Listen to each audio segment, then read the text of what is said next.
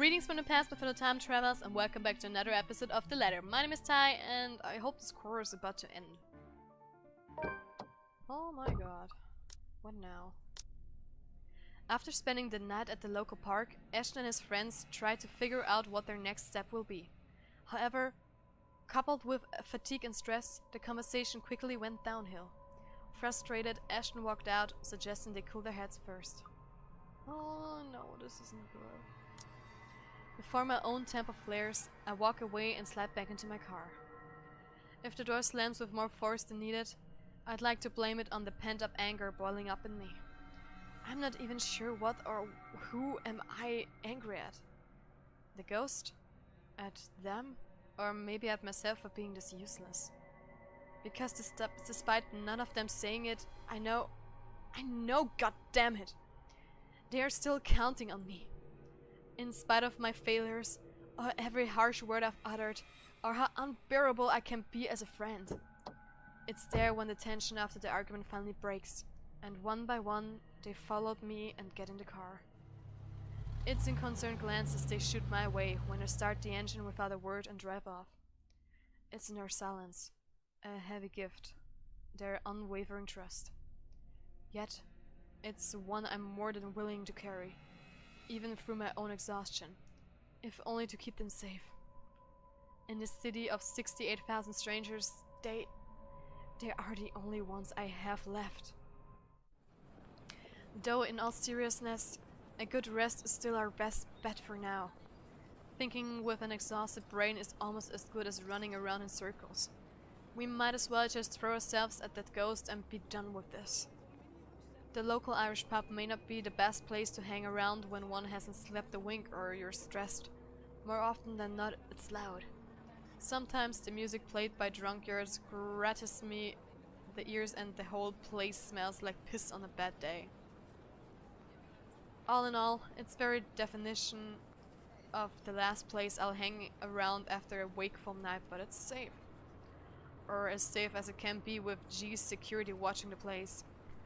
Makes it easy to find help, in case you find yourself in a tight spot. The place being owned by a person I've implicitly placed my trust on provides some semblance of comfort too. Gregor, bartender G, or just G to his regular patrons, might be rough around the edges. Sometimes a bit too gruff for a man serving drinks behind the counter, but he belongs to the good folks of the city. If there's anyone in this place I can rely on to look after people important to me, it's probably him. He means well. Surprisingly, despite his surly demeanor, cares to some extent for people he likely only sees once or twice a week or on a bad day.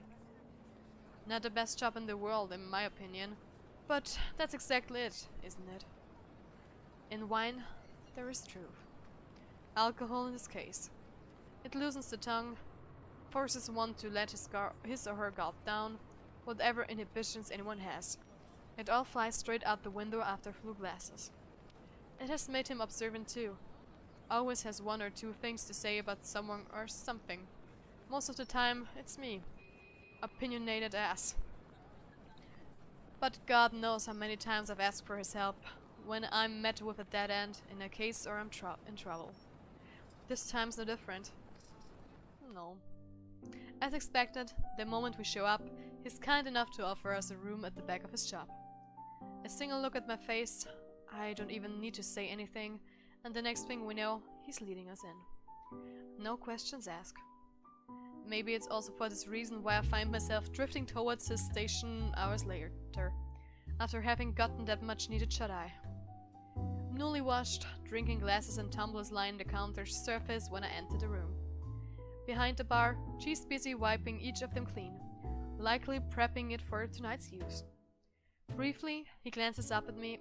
Once I claim one of the empty stools and grab a rocks glass sitting closest to my elbow. Turning it absent-mindedly in my palm, just to keep my hands occupied, while my brain's busy, still trying to make sense of everything.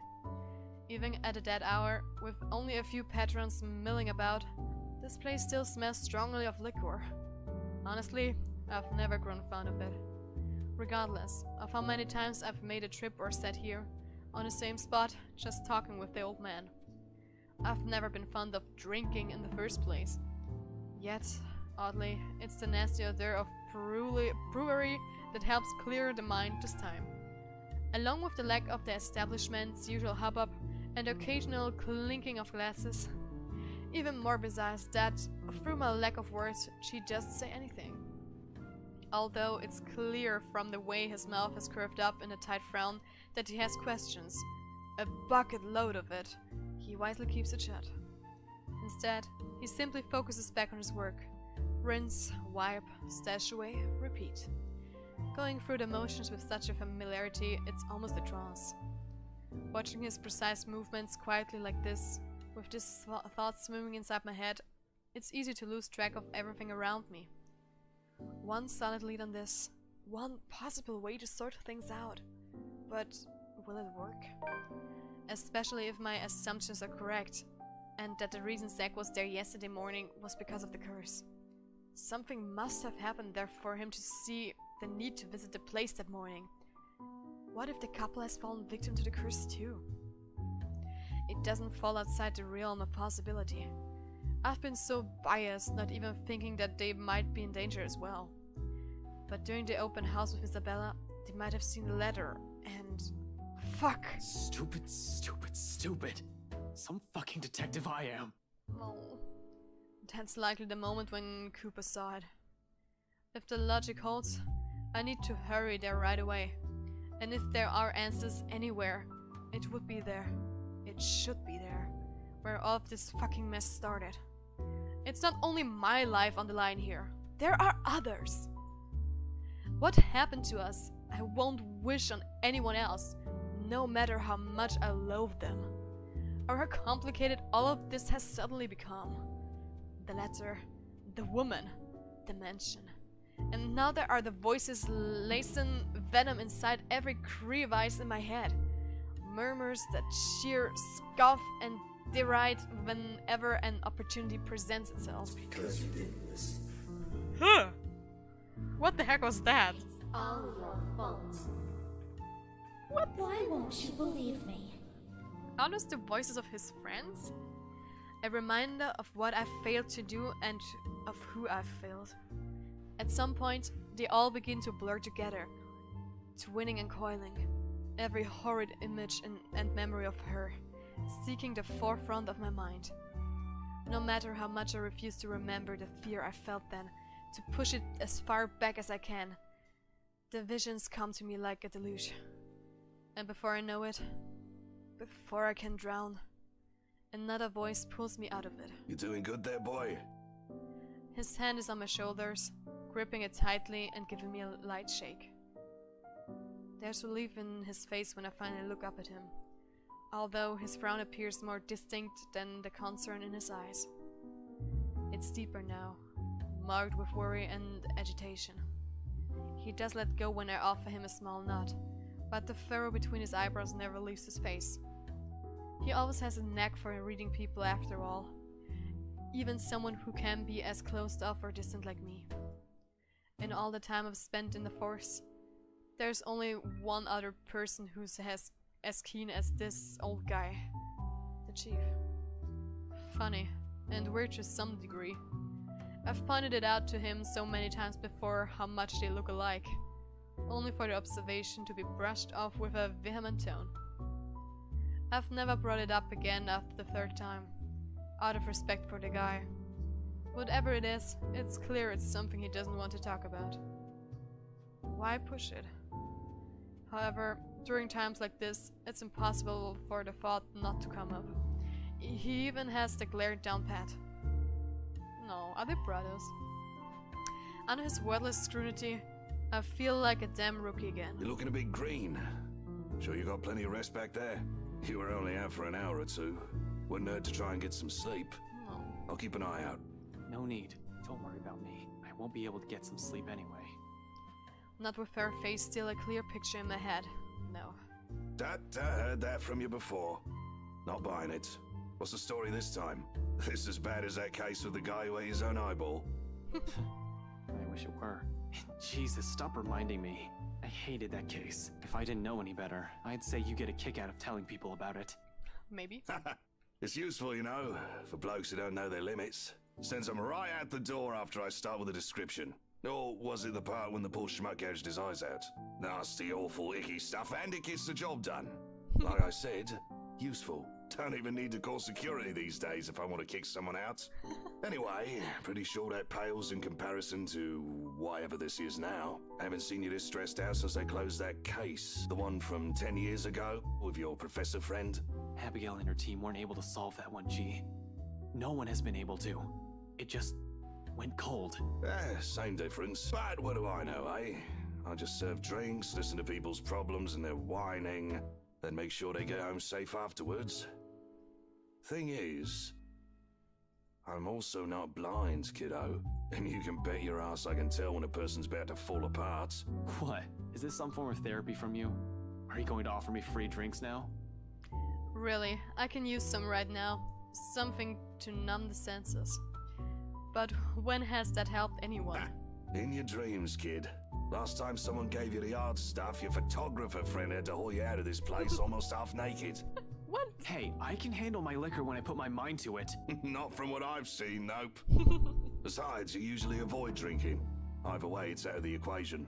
And when booze no longer counts, we just talk. So, talk. It's not like anyone within earshot will care. That chap over there only wants his cricket matches. I doubt you believe it, G. I've heard worse stuff. Try me. You know that mansion down at Anslum? Yeah, who doesn't? You live in this town long enough, it's impossible not to hear a thing or two about it. Bloody locals.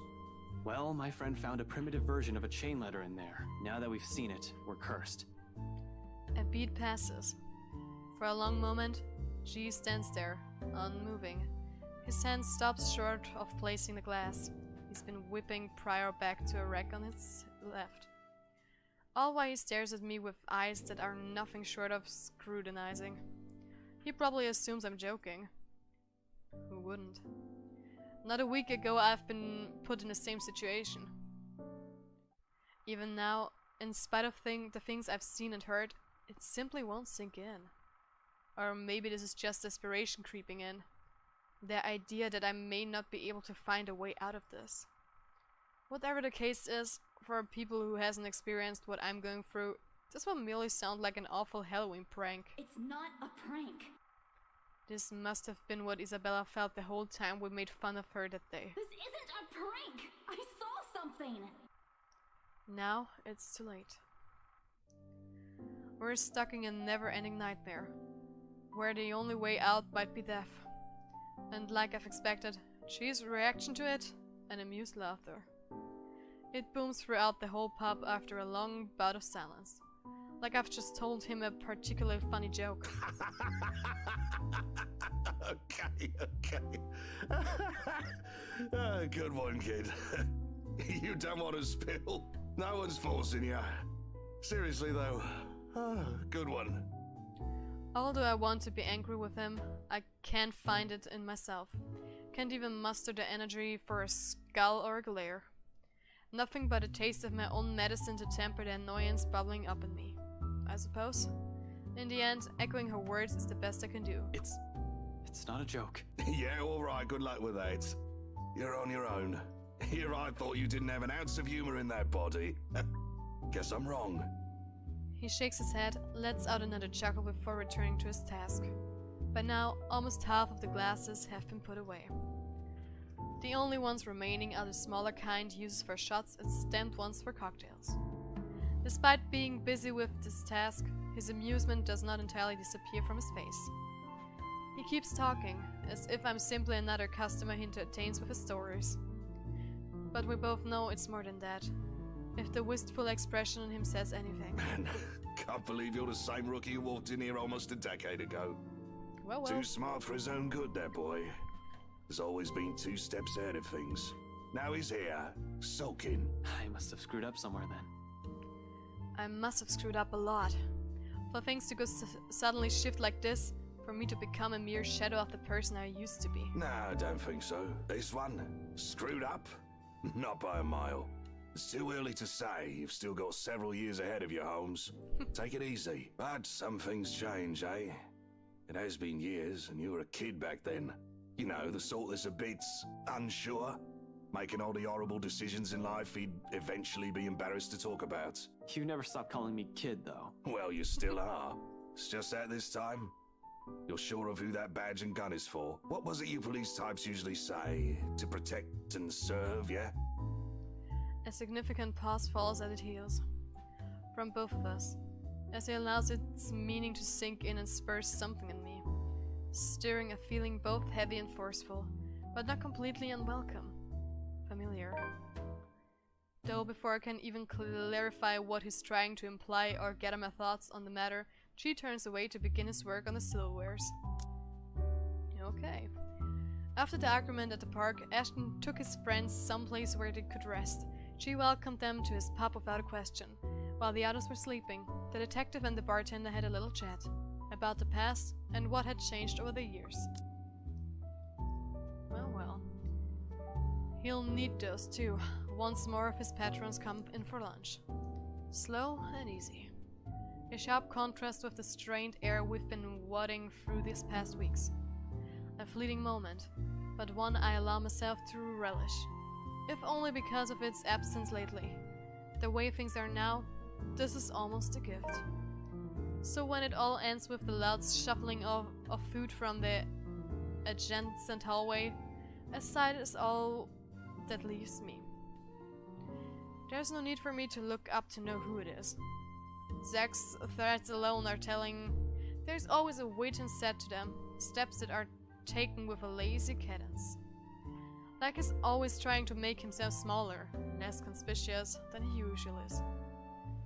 In a place he's unfamiliar with, he also tends to linger, stand awkwardly at the sides, as if he's all too afraid to break something.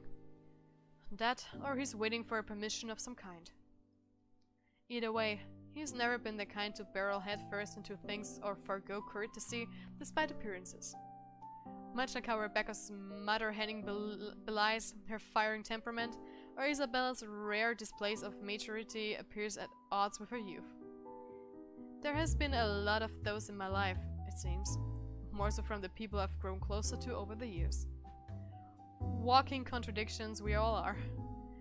It's a wonder how we ended up as friends in the first place. But maybe that's exactly why. To some extent, there's still an understanding in there, in knowing that no matter how long you've been together, or how familiar you are with a person's habits, or how many lifetimes there might be for all of you, one can never fully know a person. Sometimes it works because they merely choose to stay. Sometimes it's as simple as someone extending a hand first for an apology, regardless of every hurtful word said. Hey. Hey, Ash? This time I glanced at him, briefly, got in the mood. Not because reconciliation an issue for me. Between us, it never will be. But somehow, this is another thing I'm all too afraid to see crumble in front of me. One wrong word, if this is going to end in another argument, we might as well stop as early as now. There's another long pause from him, during which he can't seem to figure out what to do with his hand. In the end, he chooses to stuff both into his pockets and trains his eyes at the now empty space behind the counter. Without our notice, G has slipped back to the kitchen, leaving only the two of us and everything awkward in the world at the moment. Still, Zack trudges on, a hopeful tone slipping into his voice, simply because it's the only thing he knows to do. Did you, get any sleep? It's a start, at least. A stiff one, but a start. The least I can offer in return is that rare honesty. For a few hours, yeah. Curt, brusque, not an ounce of friendliness in it. In spite of it, Zack takes it as a sign. Relief washes over him as his shoulders relax, and he releases a tense breath. Soon, he is closing the distance, and he has put between us and flops onto the chair to my right. I think the better question is if the dreams are pleasant. And for the record, no. Yeah, I know what you mean. I get those a lot. He shifts in his seat, coughs, drums his fingers on the counter for a short while, then falls silent. That's it. No apologies. Somehow, that short exchange is all we need. The air changes again, much like everything we've known lately. Maybe not for the better. Not yet. However, it's less suffocating, with less hostility and resentment. The kind where it's easy to pretend, easy to forget. Not that it's all a thing that will happen anytime soon, but one can dream. In a situation where death might come knocking anytime, it's this little hope we cling to. It's these little things we wish will happen again. I'm not an optimistic person by nature. Hopeful, maybe, but never optimistic. Though I want to believe there's a way we'll live through this nightmare. It's just funny how it took all of this to spur these kinds of thoughts in me. I can't even remember the last time something like it has occurred to me. For some reason, after seeing one harrowing thing after another, I've simply forgotten. Why are you suddenly smiling like that? Huh? Oh, no, I was just thinking about something. Well, it better be something that'll get us out of this mess.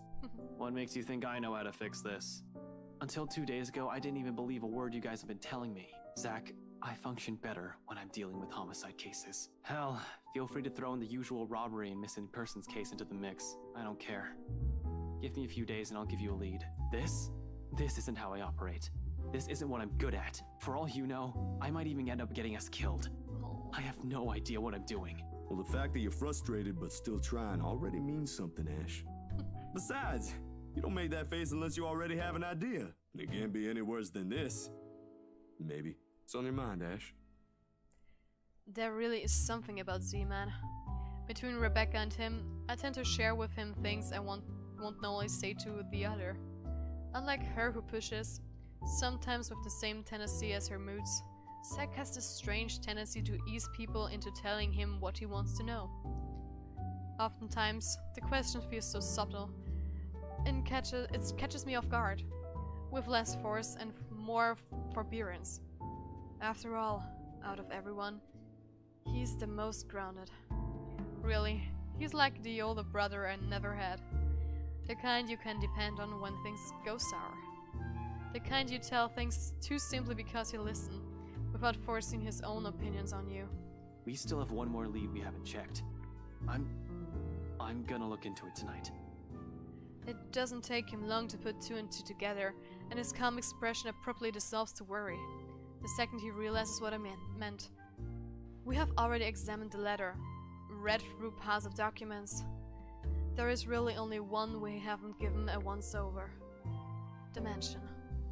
Of course, Zack may not be the kind to push, but that doesn't mean he agrees with everything that comes out of my mouth. It's his way of keeping me steady and on my feet through the years. Hold on, didn't you tell me not to go in there?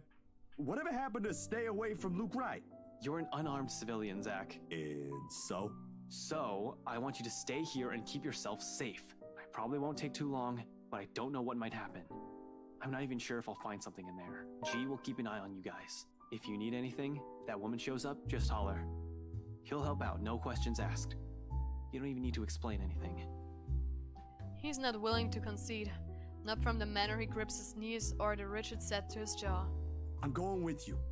You can't go in there alone, Ash. I heard something. The morning I was there, I heard someone scream and then there was a woman crying, and I don't know what's going on inside that mansion, but I am telling you, you shouldn't face whatever's inside alone. Oh god. Before I can stop myself, a heavy breath escapes from my mouth. It's one of those times again, where Zack means well, but he's completely missing the point I'm trying to make. When things take a turn for this, when he gets in a mood like this, he's almost as headstrong as Isabella. How and where do I even start? That's a very good question. But guys, we're going to make this decision in the next episode. Thank you so much for watching. Leave a like, subscribe to my channel. If you already subscribed, Click the notification bell down below so you get notified when I upload my videos. Share us on all your social media, and guys, I will see you in the future or back in the letter. High five!